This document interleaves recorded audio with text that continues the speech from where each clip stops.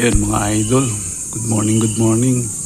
Ito, konting tip kung paano magtanggal ng lumot sa tiles. Ayan. Itong swimming pool ay puro lumot na yung tiles. Ayan, oh. Yung mga nakikita niyong itim, yun ay lumot. Ayan.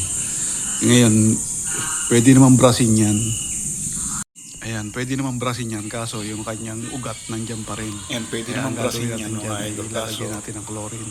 may iwan pa rin yung kanyang ng ugat. chlorine dyan. Ayan. Kaya kailangan lalagyan Siya ng magastos chlorine o paglalagay kaya ng asido. chlorine. Yan. Ayan. Para hindi maiwan yung kanyang Lalagay ugat. Kasi tayo. pag naiwan yung kanyang ugat, buhay pa. Lang natin ng 1.5 tapos butasan natin yung takip niya yan. Para matipid. Tapos kailangan din natin ng konting chlorine at saka tubig. Yan. Ganito lang ang gagawin natin. Itong chlorine, lagyan natin ng tubig. Yan.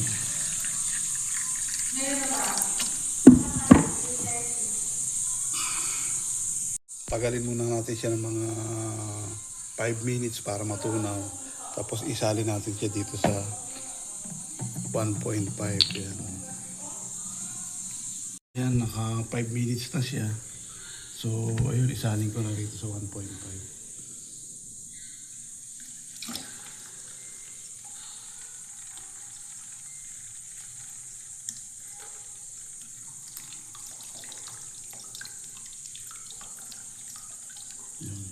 Tapos nalagyan ulit natin ng tubig. Kalug-kalugin natin para matunaw yan. Pwede naman sanang direkta na yung powder dito kaso mahirap maglagay ng powder sa loob ng 1.5.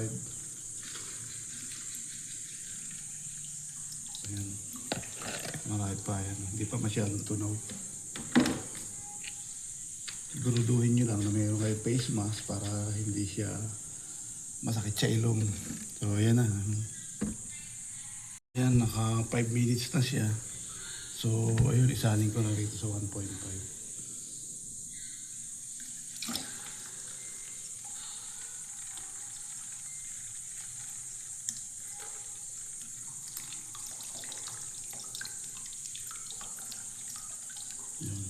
Tapos nalagyan ulit natin ng tubig. Kalug-kalugin natin para matunaw yan. Pwede naman sanang direkta na yung powder dito kaso mahirap maglagay ng powder sa loob ng 1.5. Ayan.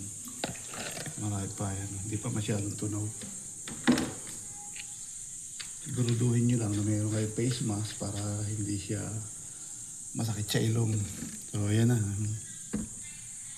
Yan lang. Yan yung lubot na yan kasi itim na. Hindi na siya green. Ibig sabihin niya matindi na. Kaya maano na yung kapit niyan. Yan, ganyan lang gagawin.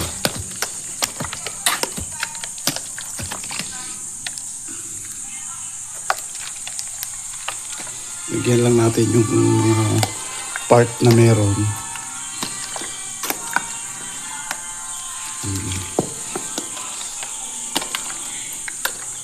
Mamaya maputi na yan.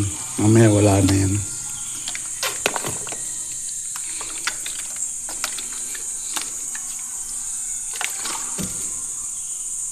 Sa side na yan. Tapos na yun. Dito naman tayo sa kabilang side. Oh. Daming lumot. Kasi kaya nagkakalumot.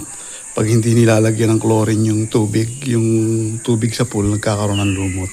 Yun lang problema pag walang chlorine. Kasi hindi kami naglalagay ng chlorine eh. Sa side na yan. Tapos na yun. Dito naman tayo sa kabilang side. Oh. Daming lumot. Kasi kaya nagkakalumot. Pag hindi nilalagyan ng chlorine yung tubig sa pool, nagkakaroon ng lumot. Yun lang problema pag walang chlorine.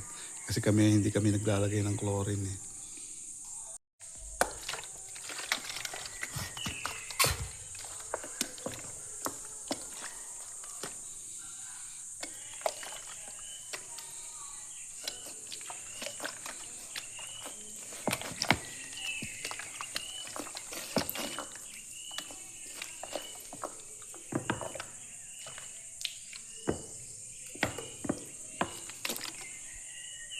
So, ayan mga idol, nawala na yung mga lumot-lumot niya.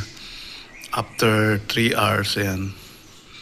Konti na lang, nag-iwan na lang siya ng mga bakat ng chlorine. Eh, madali na yan, patay na yung kanyang ugat. Nasabi nga, patay na yung kanyang ugat. Ayan.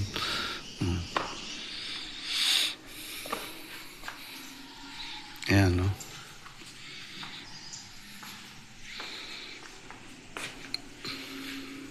O, yun mga idol, kaya pag naglumot ang inyong mga tiles, yun lang yung pwedeng madaliing gawin, hindi ka na magkuskus, ayan, no?